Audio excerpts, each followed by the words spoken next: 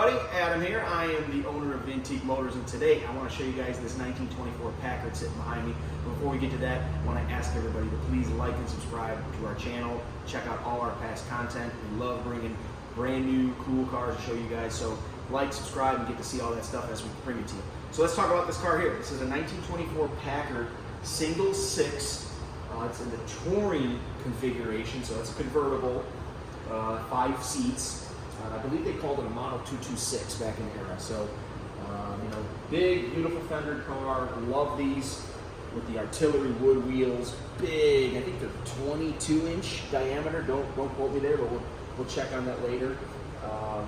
Looks great with the two-tone dark blue and light blue pinstripe with the pale yellow, black fenders, a tan top on it.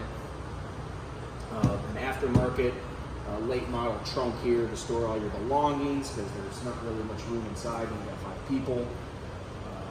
Just a really cool 100-year-old Packard. You know, it runs and drives great, which we'll show you guys here in a little bit. We'll take you on a riding demonstration.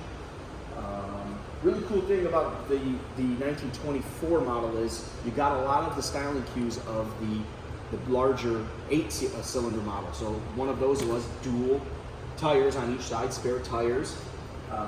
I love the headlamps on these too. I want to show you guys these headlamps. Super, super cool, super big, chrome, right in your face. You know, you think, you know, F-Series headlights are huge. I mean, this is my hand. I mean, it's bigger than my hand. That's so cool. I want to show you guys a couple imperfections on the car as we go around it. So we got a little paint ding there. Another here, a scratch. And we got a paint blister there. Just some very minor assorted paint imperfections on the inside of the fender, likely when people are over the years leaning in and working on the engine. But other than that, that's about it for that fender. Right here we got a little paint crack. A couple of them there. We'll walk around the other side, show you guys if there's any other imperfections. Right here we got a little blister, tiny little bugger.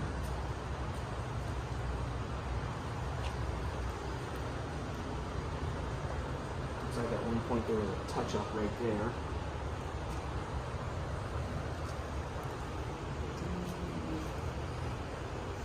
Some minor imperfections here from ingress and egress. Oh, I just noticed something right here. There's a tiny little paint blister there. Hard to see.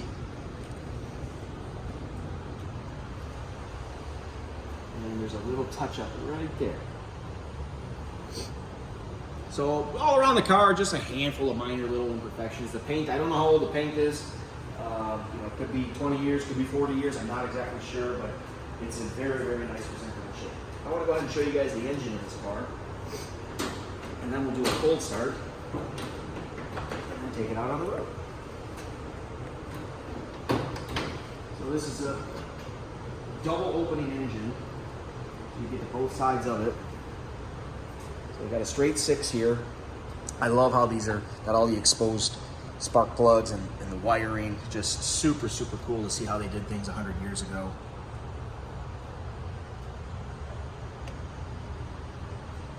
We'll show you guys the other side.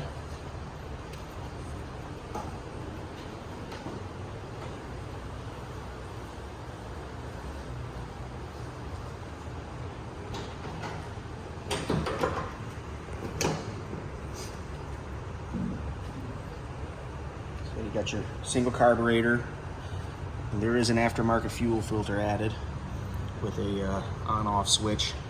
It still retains the stock pressurized fuel sending system.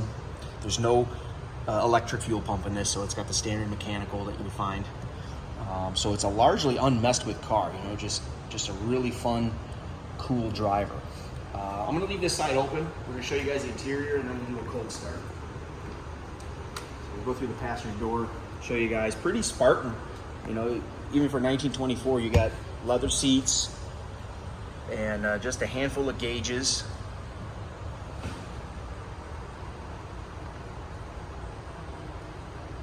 Big wood steering wheel, no power steering in these, so you really got to muscle them. 3-speed manual transmission. Love the suicide door. So this technically is a 5-seater. One thing to note, there are no seat belts. So obviously that wasn't an accessory or a law for cars that have them in 1924. But you know, and you can add them today, but these are not added. I'm gonna bring you guys around this side. One cool thing to note, it's got a 1924 Michigan license plate on it. That's pretty cool.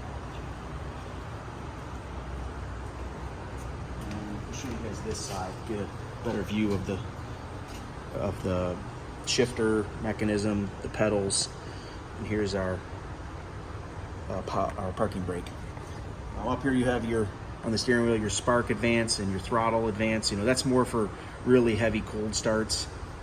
This one fires right up, you know, especially in the summertime, which we're going to go ahead and show you guys how that works. So I'm going to run back around the engine, turn the fuel filter on.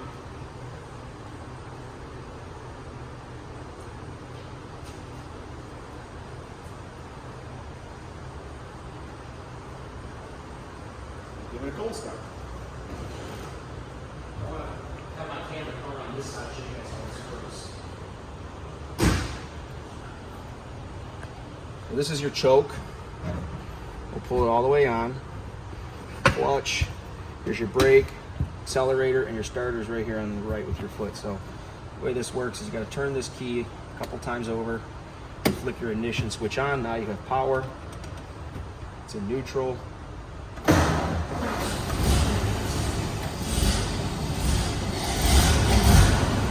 Fires right up. We already set our spark advance. It's a little cold.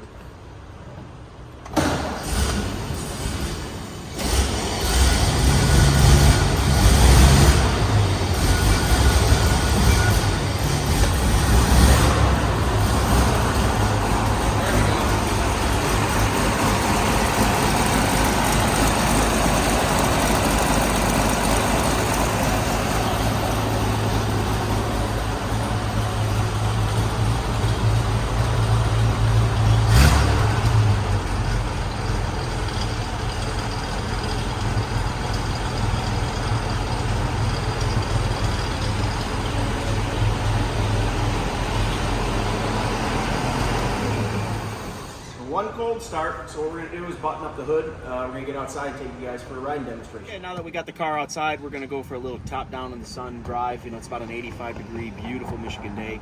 But before we get going, I want to show you guys some of the layout of the land here. So what we got going on here, which one of the cool things, I'm going to start with the clock. This is a Westclock's bullseye clock, and if I don't know if you can see it there, super cool. It says Tesla patent, December 1916. Super cool.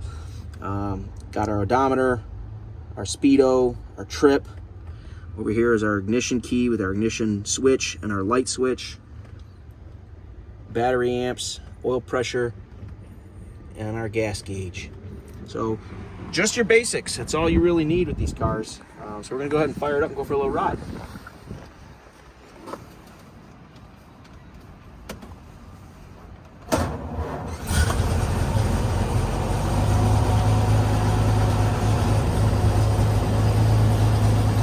It's a 3-speed manual non-synchro mesh.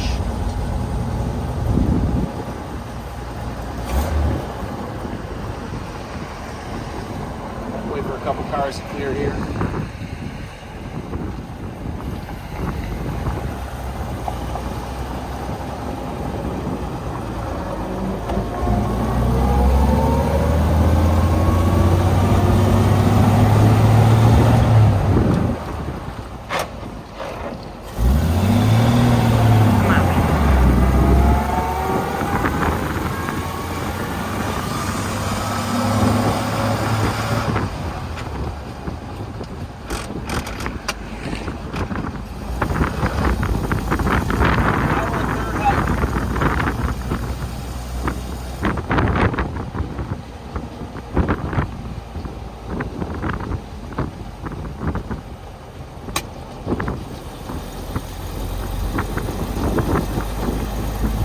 Looks like the mile per hour gauge is not working. Our oil pressure is working. Our battery gauge is working. I'm going to watch our odometer. see if that's going to take any mileage. A lot of torque with these cars. You know, I've been in third gear, low speed. You know, you got to put yourself in 1924. You know, there was only a handful of paved roads.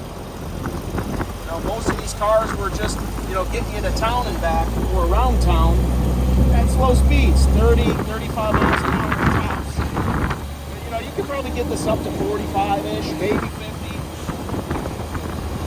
I'd say we're probably cruising at about 35 right now. That's pretty comfortable.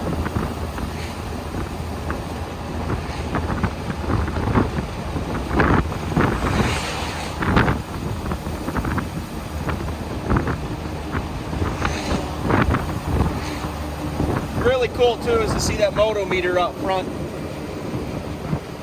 for your radiator. Love those.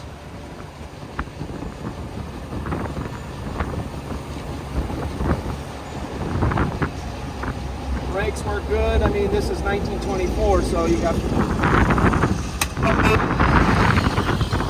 drum brakes around, but, you know, pay attention to the traffic when you're driving these because you're not going to stop on a dime.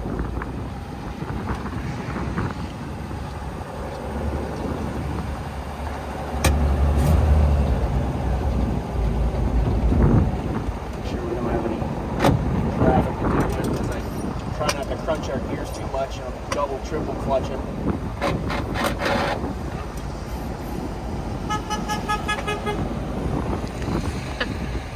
People are loving the car. Sometimes when you can't get that transmission to release fully and it wants to grind on you, shut them down, restart it in gear.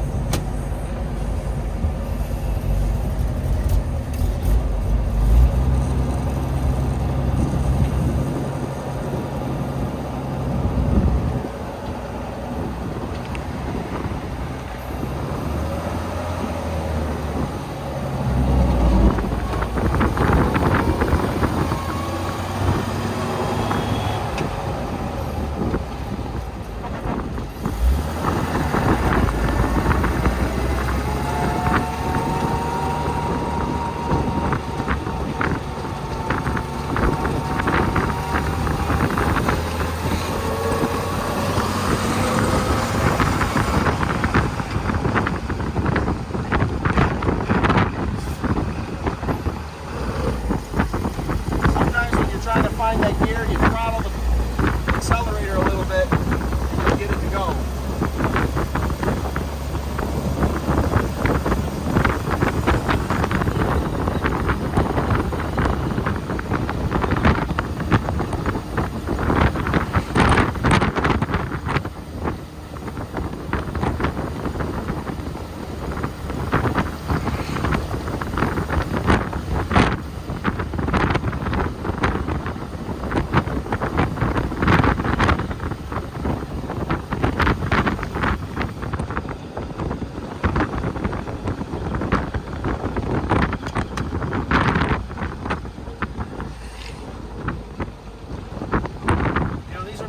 Gear shift change cars. You don't want to stay in your gear unless you come to a really slow crawl and you can downshift.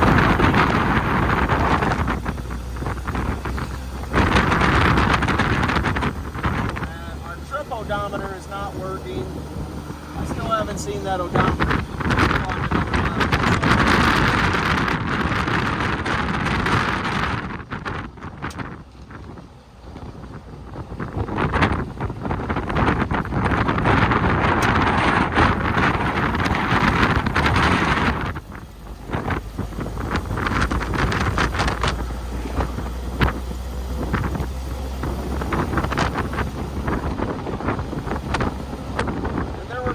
Semaphores or blinkers in 1924 on these, so I'm going to have to let the people behind me know I'm turning.